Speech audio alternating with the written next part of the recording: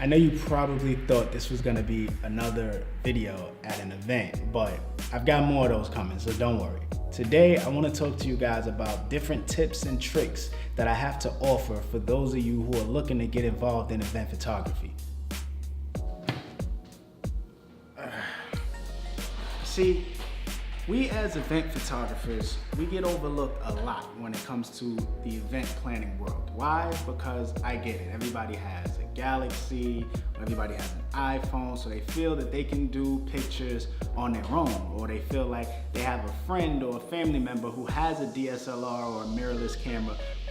But as a photographer, I want to say there is a difference. There is a difference between an event photographer and your uncle who has a camera, or a DSLR and your iPhone. And I want to kind of break this down, and I want to make sure that the photographers that are watching can learn something from this, and the consumers that are watching can also learn something from this. So step number one for my tips and tricks to getting started in event photography is focus on the event and not the money.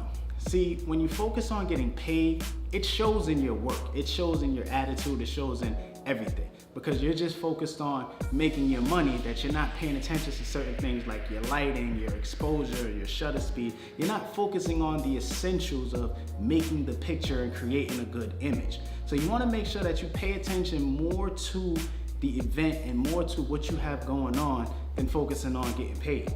I mean, I know we all want to get paid, and that's always a good thing, but you'll bring in more clients sometimes when you shoot freelance. I shot freelance for about 3 years of my career, and it's brought me the clientele that I have today, and I was never upset about it. It was a good thing for me because it was a learning experience without pressure. I didn't have to worry about this person's paying me $500 for this gig, so everything has to be perfect. I really just focused on making sure that everything looked good because I knew I wanted my name to stick out amongst everybody else that they could have potentially booked for this event. This is my camera corner right here. Got my cameras up here, my lenses over here. But I brought you to this side of my crib to basically bring you into step number two, which is have multiple lenses. Now I know when you're just getting started, my butt hurts. Now I know when you're just getting started, it is hard to have a lot of lenses and a very big catalog of lenses, but there are certain lenses that you can get that will help you while you're doing this event photography. 35mm. Now, I shot with this for about 2.5 years. I didn't have any other lens. I only shot with this 35mm. It's a 1.8, I believe. Yep, 35mm 1.8. Now the good thing about this, it's a prime lens, which means it's a fixed focal length. It's stuck at 35mm. But prime lenses will get you sharp images. They have a very wide aperture, so you'll be able to get a lot of light in, and you'll be able to speed up your shutter speed a lot. 50mm, the nifty 50 as they call it. The 50mm is also my second best. I don't mean also second best, but it's a good lens, all right? It's a good lens, let's put it that way.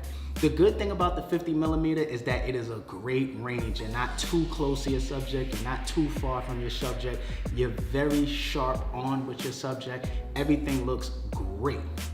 28 to 135. Now, this isn't one of Canon's most talked about lenses, but to me, this lens is a very great tool it has. It has image stabilization on it. It's very sharp and it covers a wide range. This is what they call a telephoto lens because it goes from 28mm to 135mm. So that covers a wide range of feet and distance that you can be in. So you can either be up close and capture a big group photo, or if you're way in the back of the crowd and that person, the subject of the party, is about to walk in, you can just zoom it in, 135mm, and it's still sharp. I like doing this, but I wouldn't do this too often because you'll break the ring in the barrel.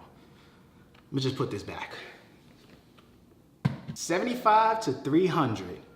Now I'll be honest, this lens doesn't live in my camera bag, but there are times where I know ahead of time that I'm gonna need it. So if I'm doing, let's say, a kids event, and let's say we're at some place like Sky Zone where they're gonna be bouncing around, running around and all of that, I will bring this just so I can zoom in further and catch the action that's happening way over there, or catch what's happening over here.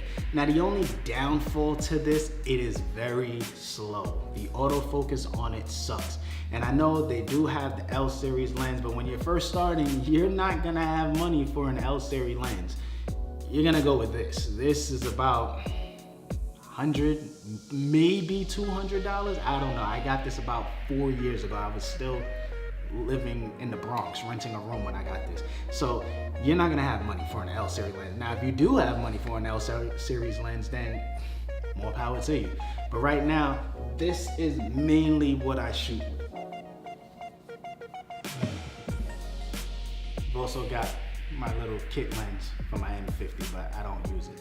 Now, on this lens right here, this lens that I am shooting with that is on my M50, that's my 24mm lens. Now, I like this lens, I don't love it. It is a great range. The only downfall to it is an EFS mount, which means it is specifically made for crop sensor lenses. So I can't really use it on a full frame camera.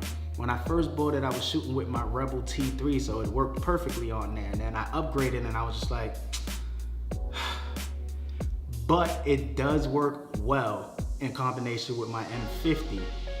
Of course, I have to have an adapter, but you know, it works well and it serves a great purpose.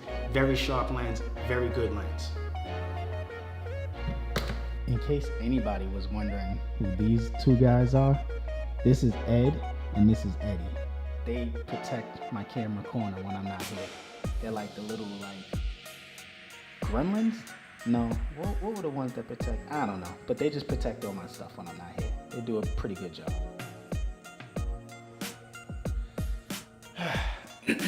Okay, tip number 3, and I can't stress this one as much. In case I didn't know, this is my support system for my backdrop. It'll be up in about a month or so. But number 3, and the next tip, I can't stress this anymore. Photography is a very, very, very expensive hobby. So do yourself a favor and use your payout to fund your photography business. Instead of you coming out of pocket every 2 times you get paid, or every week or every month, whenever you have a gig, just use that to fund whatever equipment you might need. Just use that and just separate it and keep it in a separate account so that you have the extra money, so that when that new lens or that new camera comes out, you can get it without having to jump out the window and spend all of your money. It just makes better sense that way. I gotta grease that. That sounds terrible.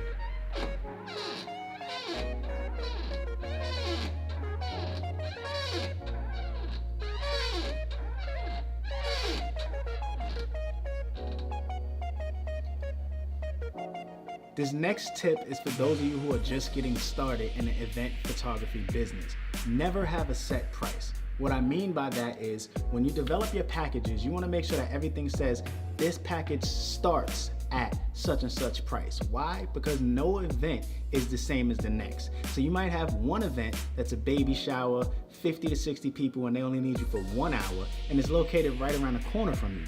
Then you might have another event where you have to rent a car from. You're gonna have 300 to 400 people, and they're gonna need you for 8 hours. So if you're charging one steady price, you're gonna lose out somewhere. So you wanna make sure that your charge equals your work. The amount of work you put in should always equal the amount of payoff you get at the end. You'll get it more when you start getting bigger and better events, trust me. You don't even need anything out of this closet.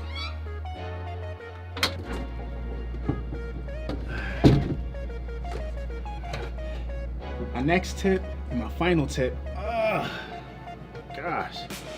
next and final tip is gonna be, no matter what the event, no matter if it's a wedding, it's a baby shower, bar mitzvah, no matter what, Just be creative, stay creative. The one thing that's gonna make you stand out from other photographers in this industry is your creativity. So what you should focus on is don't capture the traditional shots where everybody's sitting down, they're smiling. Set up the scene. You know, capture a shot where it looks like they're arguing, it looks like they're reading through a very important text message and now they're shocked at the news. Capture all of that. You have to set it up. You're the photographer. People are gonna book you for your creativity. So don't just stick in the norm. Think outside of the box. In this case, the box is my refrigerator box.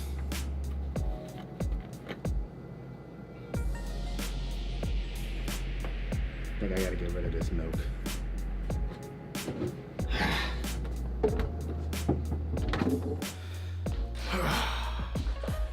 All right, guys, that's all I got for you today. I hope you got something out of this. If you are an up and coming event photographer, or if you're just a consumer and you're just poking around and being nosy. I know some of you are being nosy. But if you did get something out of this, please hit that like button. Do be sure to subscribe to the channel and leave me a comment below if you have different tips and tricks that people should know about. If you are an event photographer, or if you have done photography at events but you're not primarily an event photographer, leave your secrets down below. We can all share, we can all grow from all of this. And I gotta go. I gotta get serious about cleaning up, because not only am I cleaning up, I'm doing some home improvements and I'm remodeling also, because the crib is now turning into my home studio, but that's for a later one. All right, peace. See you guys in the next video. But today, I wanted to talk to you guys about a couple tips and tricks that I have about,